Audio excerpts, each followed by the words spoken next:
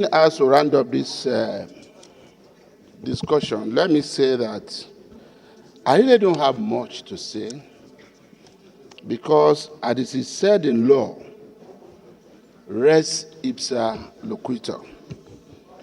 Mr. President and distinguished colleagues, when a lawyer in court says res ipsa loquitur, all he's trying to say is that let us not spend too much or waste so much of the court's precious time.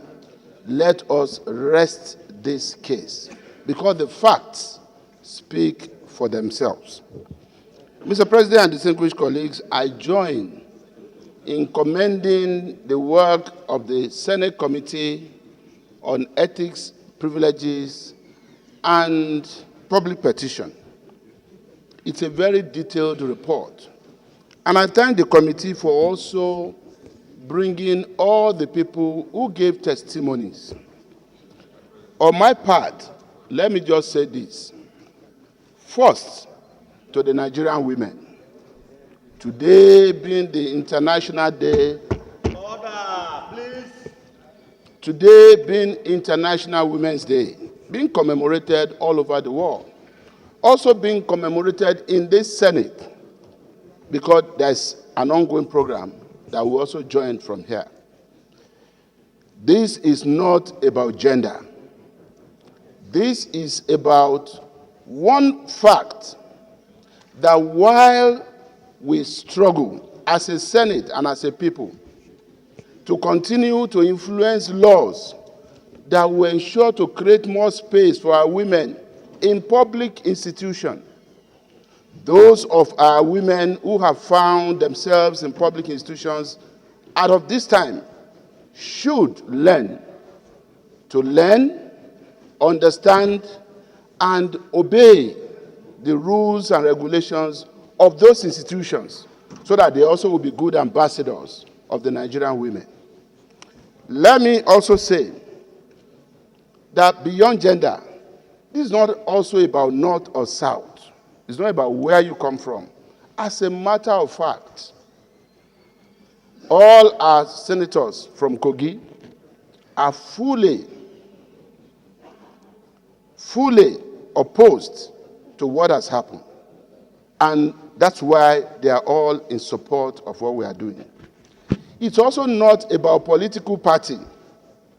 Let me also say that what we are doing cuts across different political parties. It's about a sense of indignation to a deliberate refusal to respect the rules and regulations of the Senate as an institution. Mr. President, people will be governor for 8 years as chief executive. They will be honorable minister. They will still go back to the nooks and crannies of their constituencies, go around every village to go and contest election to come to this Senate. It is because there is something about this Senate as an institution. It is also because it is a Senate of rules and regulations. So, this is not about one political party trying to witch hunt another. As a matter of fact, let me emphasize for the record, and for those bloggers who like to sit in judgment over what we do here, the chairman of the Senate Committee on Ethics, Privileges, and Public Petition is a bona fide member of the Nigerian Labour Party. He's not APC. The minority leader, who spoke very well as a minority leader, trying to also make a case, did not say he was opposed to this, because he was one of those who played a major role in trying to curtail this whole situation from degenerating in the first instance. All he had to just say was to make a plea of mitigation from 6 months to 3 months. But he's not opposed to what we are doing. He's of the People's Democratic Party and a ranking senator of the Federal Republic of Nigeria. But he's guided by conscience and a sense of indignation to, like I said, a deliberate, refusal to obey rules and regulations of an institution. May I also emphasize that this is also not about gender. I said it before. Most distinguished Senator Ireti Kingibe, God bless her, she's busy at the International Women's Day program with your permission, and we are going to join them there. She has different programs to attend today as the chairman of the Senate Committee on Women Affairs. Distinguished Senator Mrs. Ireti Kingibe signed this report as a member of the Senate Committee on Ethics, Privileges, and Public Petitions. Her name is number 21, and her signature is there, fully in support of these regulations. Senator Ireti Kingibe is not a member of APC. Senator Ireti Kingibe is not a man. She's a woman. And by the grace of God and the privilege extended by this Senate, she's the chairman of the Senate Committee on Women Affairs. So this is not about where you come from. It's not about your political party. It's not about your gender. It is about this institution that is called the Senate and the need for each and every one of us who is privileged to be here, because it's only a privilege. Nothing suggests that we are the best in our various constituencies. It is a privilege, and we are here by public trust of our constituents who voted for us. So, it is a collective desire of this institution called the Senate that we will restore law and order. And I also want to remind all of us and the public that all those who are served in the Senate or in the House of Representatives and who felt that their achievement should be measured by the number or the volume of content they created on the social media, who felt their achievement should be measured by the number of followers they had on social media, all those who felt grandstanding should be the order of the day. I'm sure you can begin to name them in both houses. Where are they today? Who is talking about them today? What is their relevance in the polity of this nation? Let this lesson be learned by everybody. And let everyone understand that when we are here, this is a hallowed chamber. I listened to distinguished Senator Natasha on Arise News. And I'm saying to all my distinguished colleagues, I had no regrets about what she said about me. She said I called her at exactly 13 minutes past 12. I had no regret.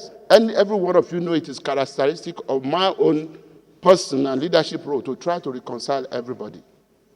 I went to the Senate President and I got there that night. And I said, sir, tomorrow in chamber, you will have to tender a public apology to distinguished Senator Natasha. I beg you in the name of God. Because her understanding of what you said is different from the way you are interpreting it. By saying she should not speak as if she was in a nightclub. And Mr. President, you explained again that what you meant was that it's only in the nightclub that everybody speaks in loud voice, trying to raise their voice above the volume of the music. And I said, sir, I understand you. But tomorrow you need to explain that again to her and other Nigerian women and apologize to her. And you asked me a question, why is it that you are always coming to me to talk? You have not have you called Senator Natasha? Everybody is dragging me on the social media, her bloggers, including herself, saying I must go down. Have you called her? And I picked my call and called Senator Natasha, placing her on speakerphone. DSP was there, and two other of our colleagues. And I called. I didn't think 12 midnight was any time that we would not still be awake as senators. We go to bed 2 a.m., 3 a.m. People who are dragging us on social media should know that. And when I called distinguished Senator Natasha, the first thing I said was, distinguished, I am sorry. I hope I did not wake you up. She said, no, sir. I'm still busy. I'm still at work. You know, I can't be sleeping by this time. And I said, how is my brother? Referring to her husband. She said, he's fine and he's right here. And I said, I only called you to ask you a question. She said, what? I said, my dear sister, what would you gain? Because I'm reading everything your people are saying on social media. But what will you gain if the Senate president goes down? What do you stand to benefit? That was all the discussion. And as she was talking, she said, well, I didn't start this fight. As she was talking, my phone started saying reconnecting, meaning that network was failing. I cut it off and called back. As soon as she came back, Mr. President, you took over the discussion, believing that you were talking to a friend's wife who just said the husband was by her. And you said, Princess of the Senate, why are your people dragging me? And we discussed all of this. And at the end of the discussion, you spoke with the husband and reminded the husband or told the husband about a pending nomination that he was supposed to make for Delta State. And I thought that was the height of it, Mr. President. We were nominating people who will serve in the Public Complaints Commission. The husband is not the governor of Delta. He's not a senator from Delta. And I felt it was the height of respect that you could have for anybody, that you will ask the husband to submit the name of the nominee for Delta State for a 5-year tenure in public service. That was how we rounded up.